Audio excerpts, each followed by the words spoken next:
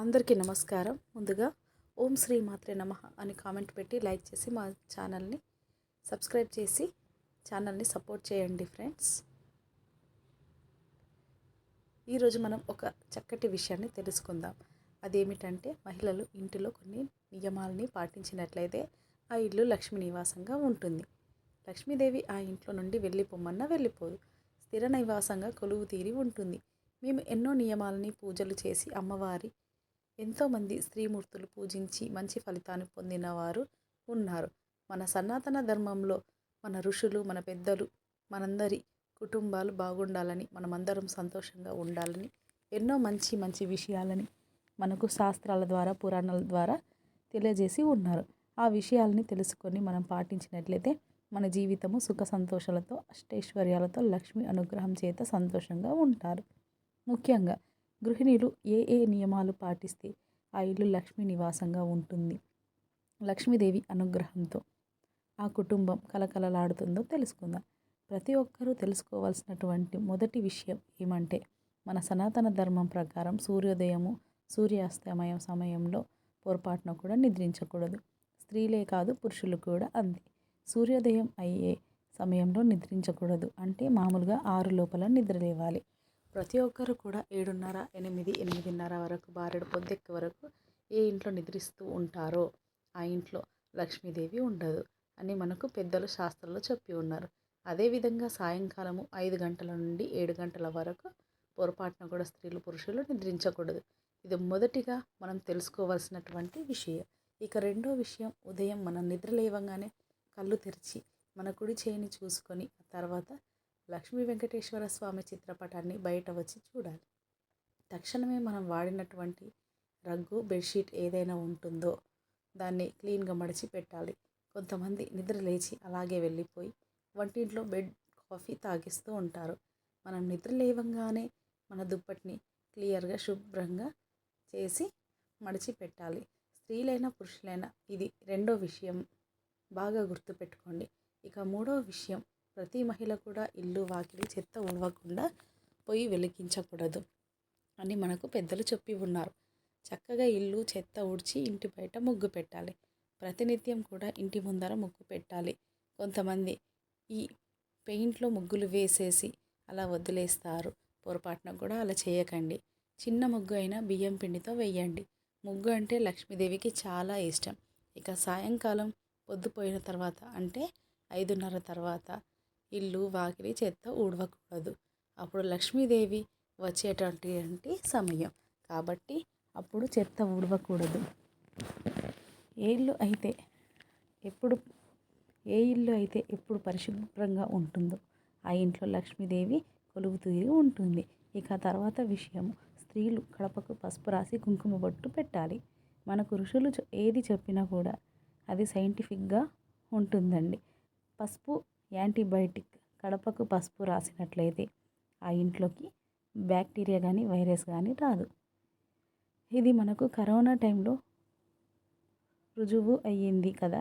కాబట్టి గడపకు పసుపు రాసి కుంకుమ బొట్లు పెట్టండి. వాకిలి మీద ముఖ్యంగా స్వస్తిక్ గుర్తు, 5 తర్వాత 7 లోపల అన్నం తినడం కానీ, స్త్రీ పురుషులు శారీరక సంబంధం పెట్టుకోవడం కానీ చేయకూడదు. ముఖ్యంగా సాయంకాలం వేళలో గొడవ పడకూడదు. భార్యాభర్తలు చాలామంది సాయంకాలం వేళలో గొడవలు పడుతూ ఉంటారు. అలా గొడవలు పడుతున్నటువంటి ఇంటిలోకి లక్ష్మీదేవి రాదు అని చెప్పి మనకు ప్రాచీన గ్రంథాల్లో పెద్దలు చెప్పి ఉన్నారు. ముఖ్యంగా సాయంకాలం వేళలో విష్ణు సహస్రనామం చదవడం కానీ, లేకపోతే విష్ణు సహస్రనామం వినడం కానీ అలవాటు చేసుకోవాలి. విష్ణు సహస్రనామం ఉంది కదా, అది ఇంట్లో ఎప్పుడు కూడా వింటూ ఉంటే మనకు ప్రశాంతంగా ఉంటుంది. లక్ష్మీదేవిని ఎంత పొగిడినా ఆవిడ మెచ్చుకోదు.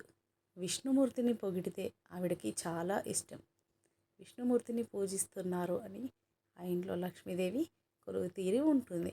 ఇక సాయంకాలం సూర్యాస్తమయం అయిన తర్వాత అంటే పొద్దుపోయిన తర్వాత ఎవరు వచ్చి అడిగినా కూడా ఇంట్లో నుండి మంగళ ద్రవ్యాలను ఇవ్వకూడదు.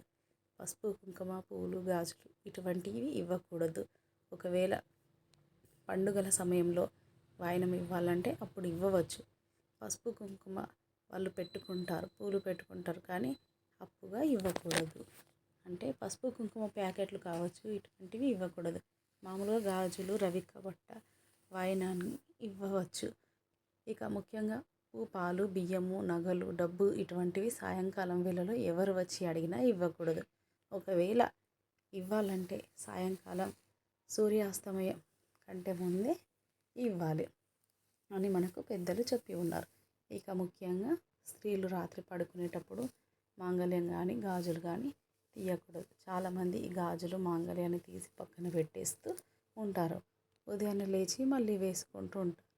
కొంతమంది అలా చేయకూడదు. ముఖ్యంగా పరమ పవిత్రమైన మంగళసూత్రంలో పిన్నిసులు వేసుకోకూడదు.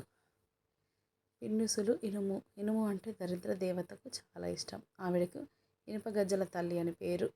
కాబట్టి పిల్లల్ని ఎప్పుడు కూడా మాంగళ్యంలో వేసుకోవడం అంత మంచిది కాదు. స్త్రీలు, పురుషులు ఎప్పుడు కూడా నుదుట్లో కుంకుమ బొట్టు పెట్టుకొని ఉండాలి. మన హిందువులు ప్రతి ఒక్కరు కూడా నుదుట్లో కుంకుమను ధరించి తీరాలి. ముఖ్యంగా పెళ్ళైనటువంటి స్త్రీలు వాళ్ళు ధరించిన గాజుల్ని కానీ పువ్వుల్ని కానీ వేరే వాళ్ళకు పంచిపెట్టకూడదు.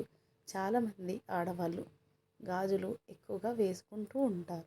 తోడి కోడలు కానీ అక్క చెల్లెలు కానీ వచ్చి అడిగితే ఇదిగో నాకు ఎక్కువ గాజులు ఉన్నాయి, 2 వేసుకొని ఇస్తూ ఉంటారు. అలా ఇవ్వకూడదు. మీరు వేసుకున్న బంగారు గాజులు కానీ మట్టి గాజులు కానీ వేరే వాళ్ళకు పంచకూడదు. ముఖ్యంగా మీరు పెట్టుకున్న పూలు కూడా వేరే వాళ్ళకి ఇవ్వకూడదు. చాలామంది పూలు పొడుగ్గా ధరించి ఉంటారు. చాలా ఉన్నాయి, నువ్వు కాస్త పెట్టుకో అని దాన్ని తెంపి వేరే వాళ్ళకి ఇస్తారు. అలా ఇవ్వకూడదు. దీన్ని బాగా గుర్తుపెట్టుకోండి. ముఖ్యంగా ఒళ్ళు తుడుచుకున్నటువంటి టవల్స్ని వాకిల మీద ఆరవేయకూడదు. ఇంటి ముందర ఆరవేయకూడదు. సింహద్వారం ముందర ఎప్పుడు కూడా చెప్పుల్ని వదలకూడదు. ఇంటికి ఎదురుగా చెప్పుల్ని వదలకూడదు. చెప్పుల స్టాండ్ కూడా పెట్టకూడదు. దీన్ని బాగా గుర్తుపెట్టుకోండి.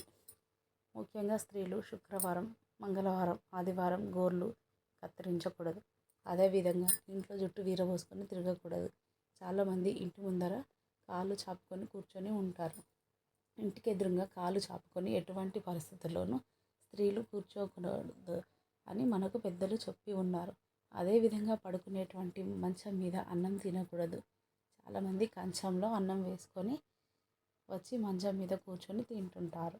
పొరపాటున కూడా అలా తినకూడదు. పడుకునేటువంటి మంచం పైన బంగారం కానీ, డబ్బు కానీ, మంగళ ద్రవ్యాలు కానీ పెట్టకూడదు. చివరగా స్త్రీలు ప్రసాదం చేసేటప్పుడు నోటికి ఒక వస్త్రాన్ని కట్టుకొని దేవుడికి నైవేద్యం చేయాలి.